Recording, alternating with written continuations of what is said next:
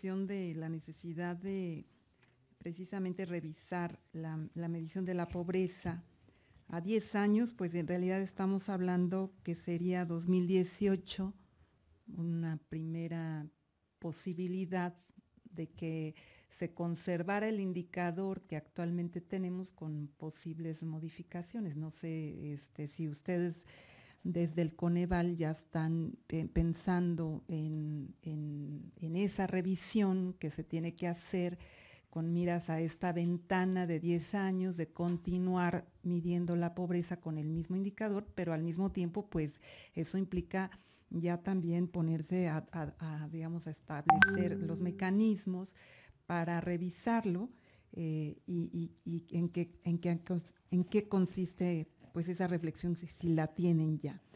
Ahora, hay un elemento que me llamó la atención en tu exposición, en el sentido de que planteas, pues podemos ver avances en los indicadores que se eligieron para medir la pobreza. Y entonces eso pues es un incentivo positivo para que los gobiernos se pongan a trabajar en ciertos aspectos que nosotros hemos considerado relevantes y que se reflejan en la medición de la pobreza, pero hay otros que se quedan fuera.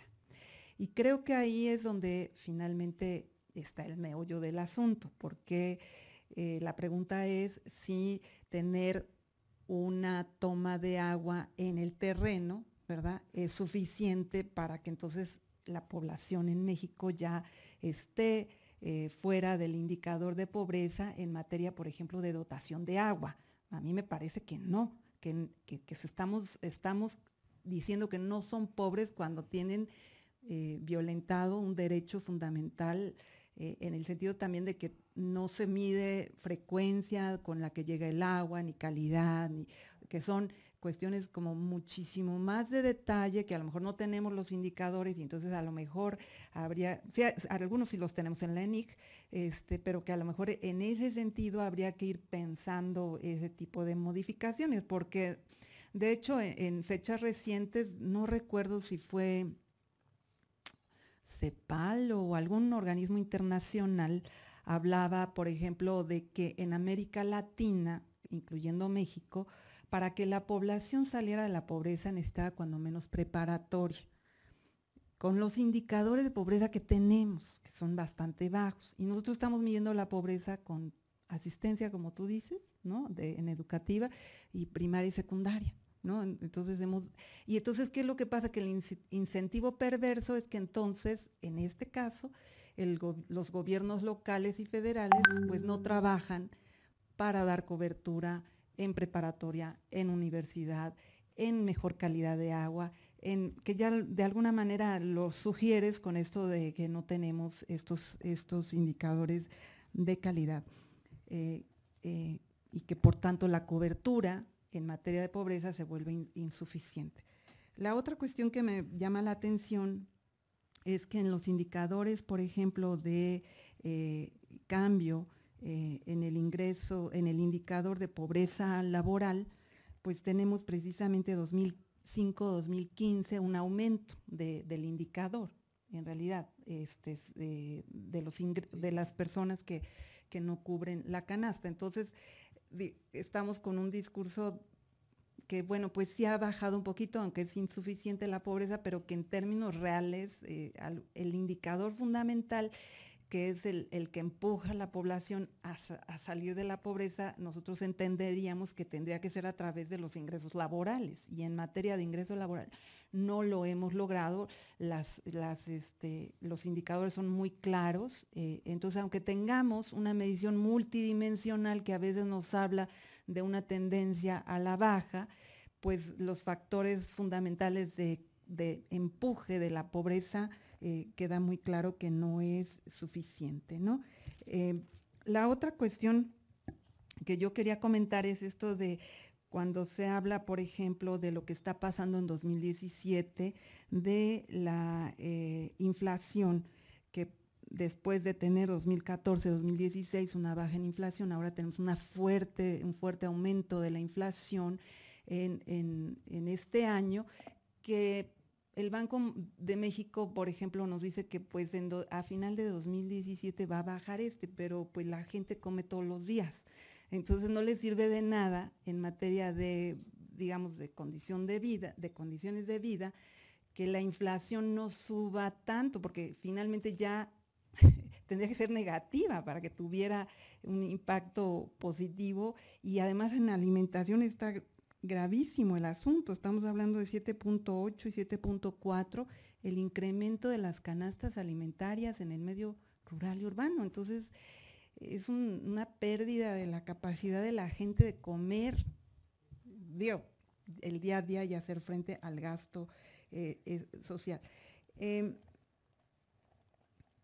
Es interesante, digamos, el planteamiento de qué podemos hacer, y esto sí es una invitación a mis compañeros de desarrollo social, qué podemos hacer con la Ley General de Desarrollo Social para hacer que la medición de la pobreza nos lleve más allá, o sea, que nos dé igualdad.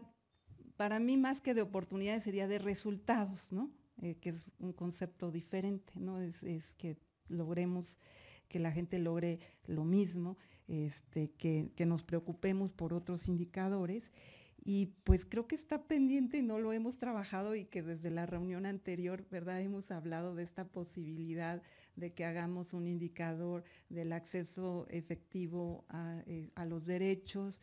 Creo que podría ser muy importante que tuviéramos un trabajo conjunto, la Cámara, la Comisión, con ustedes que ya tienen más experiencia en esto, y pues yo espero que podamos ampliar nuestro espectro de derechos, de que la gente en México, a través del crecimiento económico, de un cambio del modelo económico, logremos que haya un mayor crecimiento, porque lo que tenemos actualmente, pues ahí está, ¿no?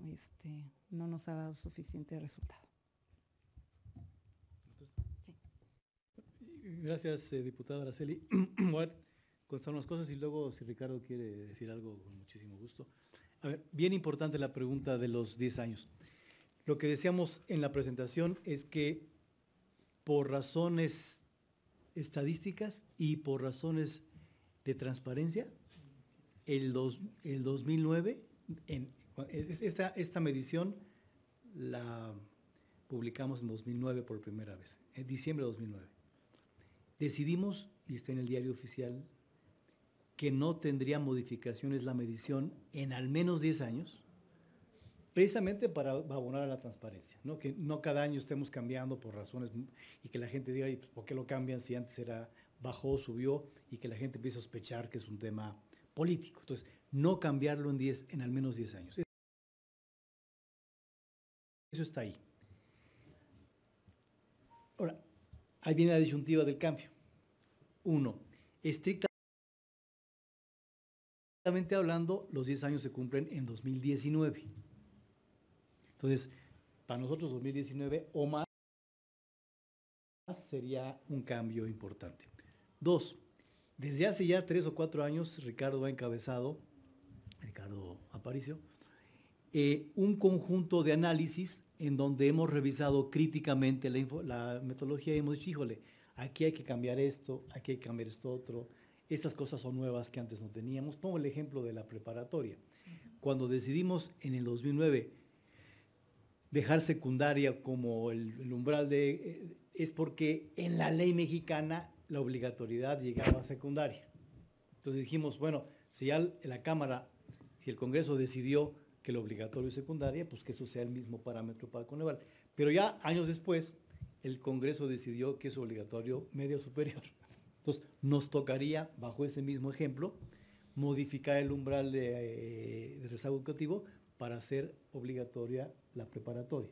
No lo hemos hecho porque los 10 años no se cumplen, pero ese sería uno de los cambios potenciales de tener Y la tercera discusión bien interesante, que eso ya es de política pública, como se llama, de economía política, es si el Coneval, vamos a suponer que el Coneval trabaja con todos los cambios, volvemos a hacer una discusión amplia sobre la metodología y decidimos que en el 2020, que es la nueva ENIC, digamos, es un nuevo indicador de pobreza con una nueva metodología. Nuestra disyuntiva es, el gobierno en turno habrá empezado en 2018, habrá hecho objetivos con una medición de pobreza al inicio del sexenio, con un plan nacional de desarrollo con esa medición, y luego le vamos a cambiar la forma, como se la cambiamos al sexenio del presidente Calderón, que a media del sexenio le dijimos que teníamos una medición diferente, con lo cual la respuesta fue, pero yo hice mis planes con la medición anterior, pues ahora ¿cómo quieres que cambie a medio camino? Entonces, ese tema es un tema nada menor, porque lo que hemos visto en este sexenio, que empezó en 2012, es que le han hecho más caso a la medición, porque cuando llegó el presidente Peña Nieto, llegó con esta medición establecida. Entonces aquí la disyuntiva es, cuando venga el siguiente presidente, va a tener esta medición, entonces la cambiaremos a la mitad o no, o quien esté en Coneval, quien sea, pues. Como que ese es un tema nada menor para la disyuntiva. Y la última sobre este mismo tema, Araceli, es, ¿qué hacemos con la discusión que ojalá tuviéramos del ingreso? Porque no nos gustaría modificar la medición y que después viniera un cambio del ingreso otra vez y decir, pues ahora nos vamos al 2022. Entonces, esas 4 cosas tenemos que platicarlas primero al Coneval y después, por supuesto, ventilarlas aquí con los amigos, tanto de la Cámara como del Gobierno, como expertos, para ver qué hacemos. Y esto implica cambios preparatoria. El agua es un buen ejemplo, Araceli. El agua, les platico, hace 10 años el INEGI no tenía en la pregunta de agua la opción de los captadores de agua. No estaba contemplado porque no era agua, en fin. Hoy por hoy, la gran pregunta que está en discusión es, ¿qué hacemos con localidades donde el agua entubada en la vivienda no va a llegar en los siguientes 50 años? ¿Qué hacemos con esas viviendas? Entonces, una opción técnica que estamos trabajando con Conagua es que sea un captador en algunas zonas del país y bajo ciertas condiciones del captador que sea equivalente a lo que tenemos. Ese es un ejemplo de muchos que podemos tener, el tipo de techos también. Entonces, son discusiones que ojalá pudiéramos tener en los siguientes meses o para ver cómo cambiaremos en la siguiente medición. Y en el caso del ingreso, efectivamente, esta gráfica tiene mucha claridad. En 2006, en el ingreso laboral, estábamos mejor que en 2017 en ingreso laboral, ya sea la medición roja o la verde, que una es con canasta alimentaria y otra es con inflación, no importa cuál de las dos.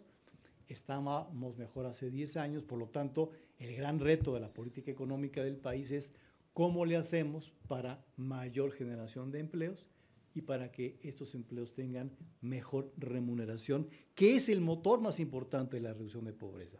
Está bien el piso firme, está bien la electricidad, pero el gran motor siempre es y ha sido el ingreso.